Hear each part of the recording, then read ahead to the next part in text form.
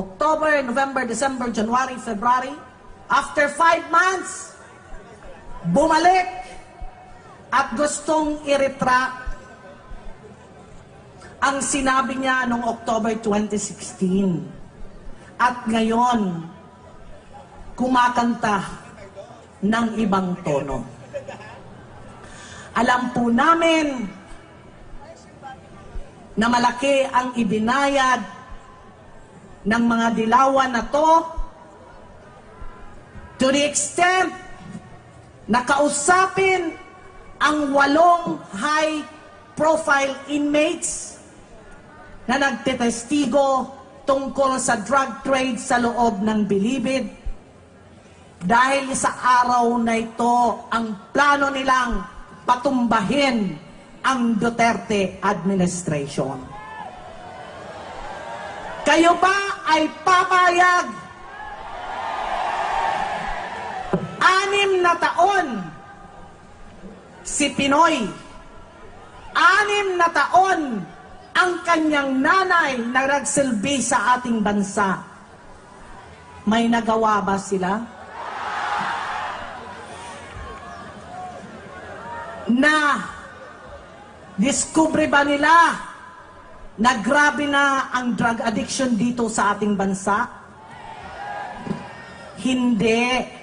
Dahil mismo ang Secretary of Justice that time is the drug protector of the big-time drug lords inside the Bilibid. Sinabi niya, kaya galit na galit yan sa akin. At if you remember, ewan ko kung sino ang nakapanood sa inyo dito, na pinipilit niya si Chief PNP Bato.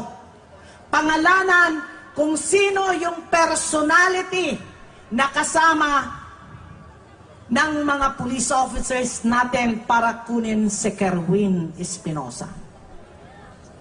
So nang pinangalanan ako ni Chief PNP, immediately I stood up. And when she saw me, sabi niya, nagsisigaw na siya doon. Lumabas ng pagka-bipolar niya. Let her sit down! Let her sit down! Ang ginawa ko po, kinawayan ko siya at nagsabi ako ng be.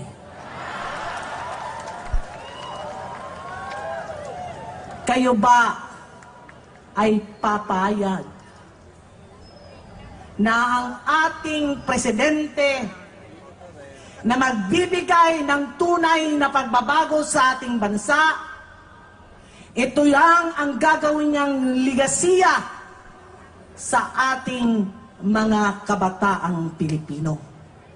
Tapusin ang droga dito sa atin, korupsyon at krimen. Ayaw nila yun. Dahil nakapatong sila lahat sa mga drug lords. Ginamit nila ang pera ng droga para mamayagpag sila nung eleksyon.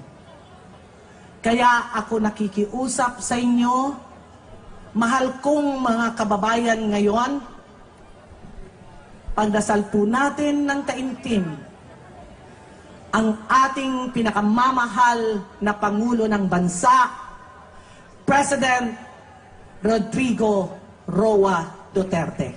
Salamat po at magandang gabi sa inyong lahat. Mabuhay ang Pilipinas! Mabuhay si Duterte!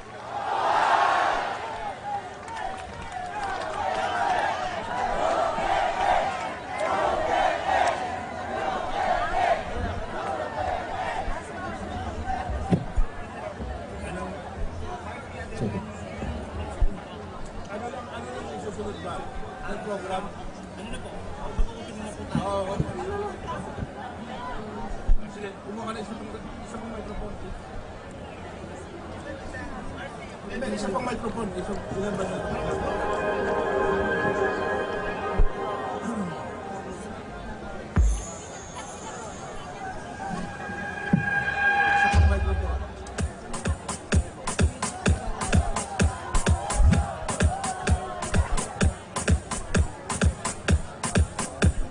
Okay, magandang gabi po sa inyong lahat ulit. Magandang gabi po sa ating lahat. Nagigising pa ba kayo? Susunod na po yung ating pong mga artist na maghahandog po ng kanilang mga talents para po sa ating mga kababayan na nandito ngayon.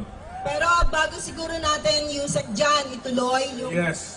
ating concert ngayong gabi, gusto ko lang hong linawin sa ating lahat kung bakit tayo naririto. Nananawagan po tayo sa ating lahat na mamamayang Pilipino na tayo'y magkaisa. Dagsa na po ang mga taga-suporta ng Pangulong Rodrigo Duterte sa Quirino Grandstand. Yan po ay para sa gagawing vigil at pagtitipon na may kaugnayan sa kampanya ng gobyerno laban sa iligal na droga, korupsyon at kahirapan. Nasa linya ng telepono si Julius Disamburon. Julius. Yes, Ralph, nagsisimula na ngang dumating at dumagsa ang mga taga-suporta ni Pangulong Rodrigo Roa Duterte dito sa Quirino Grandstand kung saan gaganapin ito pong Freedom Rally and Vigil bilang pagsuporta kay Pangulong Rodrigo Roa Duterte. Isa-isa na ngang dumadating ang mga supporters dito sa ng Pangulo dito sa area. Inaasahang magsisimula ang programa ngayong alas 5 ng hapon. Ayon sa ilang mga taga-suporta ng mahal na Pangulo, tama at kailangang ituloy ang ginagawang kampanya ng gobyerno kontra sa iligal na droga, korupsyon at kahirapan. Siniguro din po ngayon ng mga organizers ang seguridad dito sa paligid ng Quirino Grandstand. Ikinakasa na din ang stage kung saan gagawin ito pong programa mamayang hapon.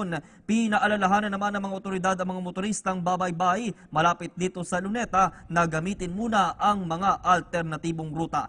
Nagtipon-tipon din ng mga tao sa Rizal Park sa Davao City para sa isang Freedom Rally bilang pagpapakita ng suporta sa Administrasyong Duterte. Sinimulan ang naturang programa sa pamagitan ng isang panalangin ng mga kapatid nating Muslim at Kristiyano. Mula sa Davao City, may ulat si Marita Muahe.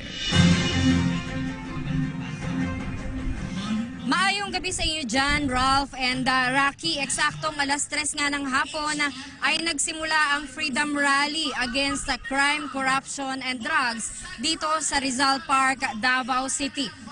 Kung mapapansin niyo, karamihan ng mga taong nandito ngayon ay nakasuot ng kulay asul at kulay pula dahil ito ang kulay ng okasyon. Paminsan-minsan ay umaambon, umuulan, pero ang mga tao hindi natitinag. Nandito pa rin sila, no? Siguro medyo sumusulong o sumisilong kapag bumusang ulan, pero muli ay bumabalik sila kapag medyo huminto na ulit, katulad ngayon. Ano? At bantay sarado ang event na ito ng ating mga kapulisan.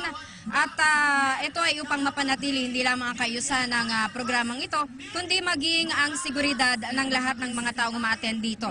So ngayong gabing ito ay makakasama natin si Police Chief Senior Inspector Catherine De La Rey, spokesperson po ng Davao City Police Office. Magandang gabi sa inyo, ma'am. Magandang gabi po, ma'am.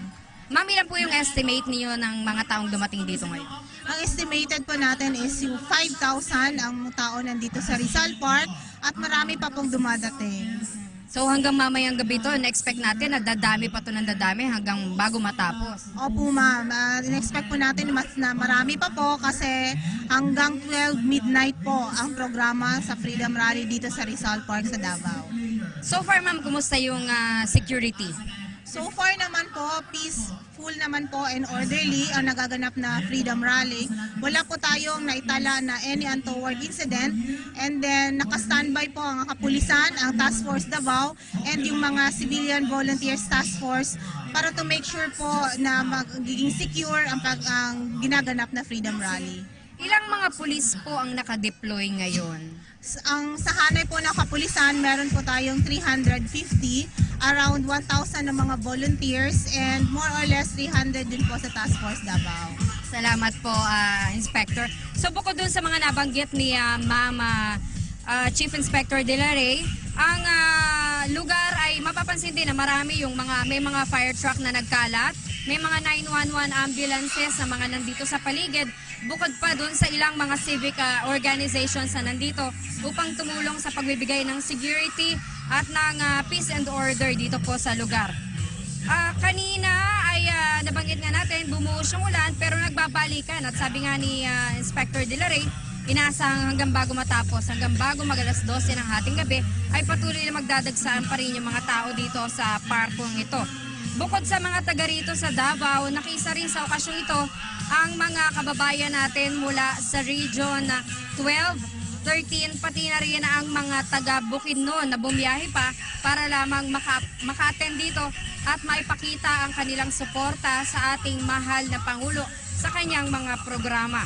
Ang event na ito ay inorganize ng Mayor Rodrigo Roa Duterte National Executive Coordinating Committee, People's National Movement for Federalism, Siklista at Motorista ng Pilipinas, Rodrigo Roa Duterte Riders Club. And of course, hindi magiging successful ang event na ito kung wala yung publiko, yung ating mga kababayan na nakisa, bumiyahe at baliwala ang ulan sa kanila para lang makasama dito.